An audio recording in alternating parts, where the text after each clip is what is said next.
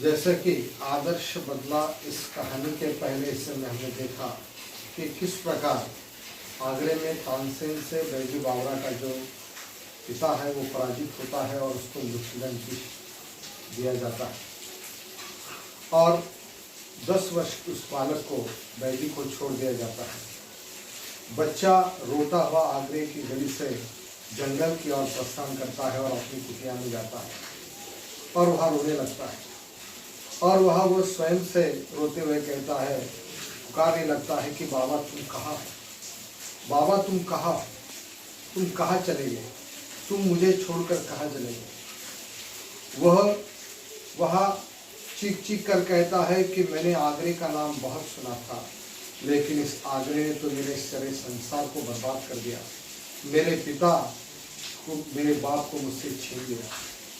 और वह चीख चीख कर कह रहा था कि बाबा तुम कहाँ हो, अब मुझे प्यार कौन करेगा, मुझे कौन कहानियाँ सुनाएगा।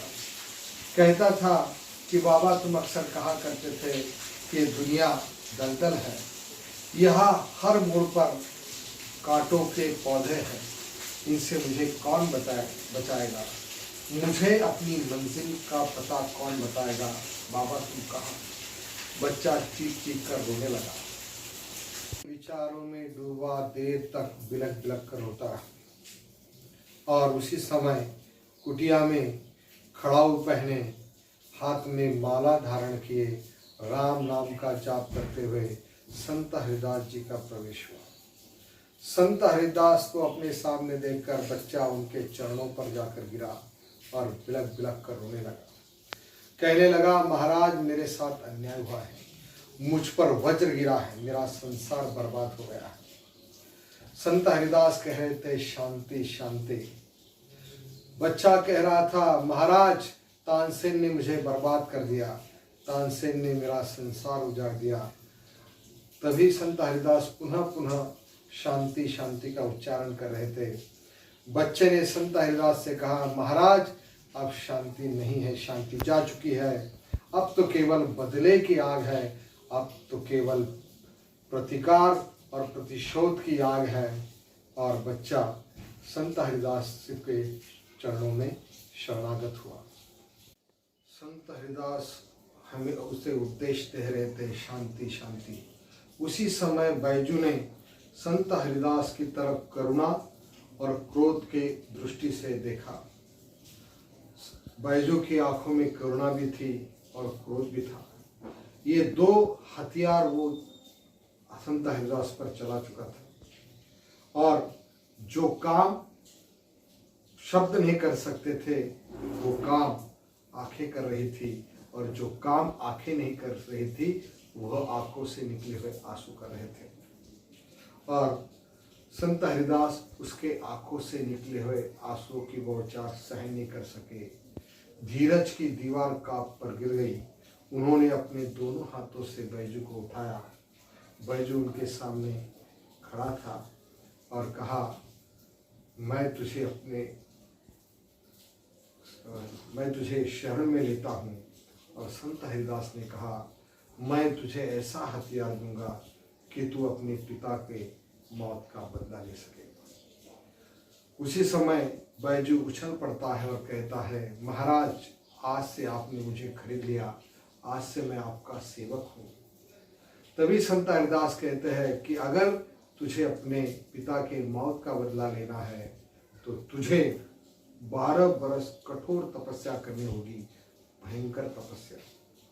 उसी समय बैजू कहता है कि महाराज मैं आपको 12 बरस नहीं 12 जीवन देने के लिए तैयार हूँ। मैं अपना सर्वस्व आपको अर्पण करने के लिए तैयार हूँ। मैं कठिन से कठिन साधना करने के लिए तैयार हूँ। और उसी समय संत हरिदास कहते हैं, तो तुझे 12 बरस के बाद में मैं तुझे ऐसी विद्या में निपुण कर दूंगा कि तू अपने पिता के मौत का बदला ले सकेगा। और उसी समय बैजू कहता है कि महाराज आज से मैं आपका सेवक हूँ और आप जो कहेंगे वही मैं करूँगी, आज से मेरा जीवन आपको अर्पित है।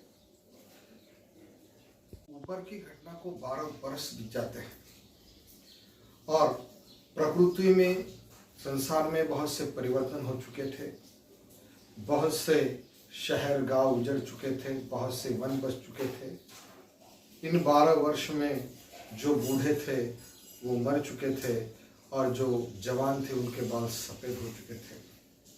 अब बैजू जो है वह जवान हो चुका था, राग विद्या में निपुण हो चुका था, इतना सुंदर गाता था कि पक्षीगण जो है वह भी लीन हो जाते थे, लोग वाह वाह करते थे।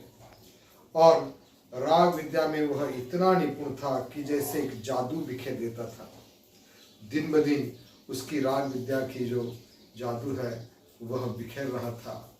पूरे इस इलाके में उसका नाम लोगों के मुख पर था, लोग उसकी प्रशंसा करते थे। एक दिन संत हरिदास ने बैजू को कहा और बैजू को उन्होंने बोला कि बैजू, अब तुम्हारी जो संगीत विद्या है वो पूरी हो चुकी है, अब 12 वर्ष बीत चुके हैं, मेरे पास जो कुछ था मैंने आपको दे दिया, अब जाओ तुम अपने घर लौट जाओ। एक कृतज्ञता का भाव बैजू के मन में था। वह सिर झुकाए हाथ जोड़े खड़ा था। कहा, गुरुदेव, आपने जो मुझे दिया है मैं जन्मांतर तक इस उपकार को नहीं भूल सकता। उसी समय संत हरिदास ने कहा, मुझे ये नहीं चाहिए, मैं तुम्हारे मुख से कुछ और सुनना चाहता हूँ। बैजू ने कहा, गुरुदेव आज्ञा कीजिए, पहले तुम प्रतिज्ञा करो। उसने बिना सोचे समझे कहा, गुरुदेव मैं प्रतिज्ञा करता हूँ। और अगला वाक्य संत हरिदास ने पूरा किया, प्रतिज्ञा करो कि तुम मेरी दी हुई राग विद्या से किसी को हानि नहीं पहुंचाओगे। संत बैजू जो था वह काटो तो खून नहीं, इस प्रकार वह उसकी हालत हो गई और बैजू का लहू सूख गया। उसका जो हृदय है वह काट कर रह गया, लड़खड़ाने लगा, उसके शब्द निशब्द हो गए। जो विद्या अपने पिता के बदले के लिए उसने प्राप्त की थी, एक क्षण में गुरु ने प्रतिज्ञा में उसे बांध लिया। लेकिन गुरु तो गुरु है और शिष्य तो शिष्य है। गुरु की आज्ञा वह नहीं टाल सकता था और वह गुरु आश्रम से, गुरुदेव से विदा लेकर चला गया। अब बैजू और तानसेन का अकबर के दरबार में सामना कैसे होता है, किस प्रकार बैजू तानसेन के अहंकार को चूर चूर कर देता है और किस प्रकार वह तानसेन को क्षमा कर देता है, यह सारा वृत्तांत हम कहानी के अगले हिस्से में देखेंगे।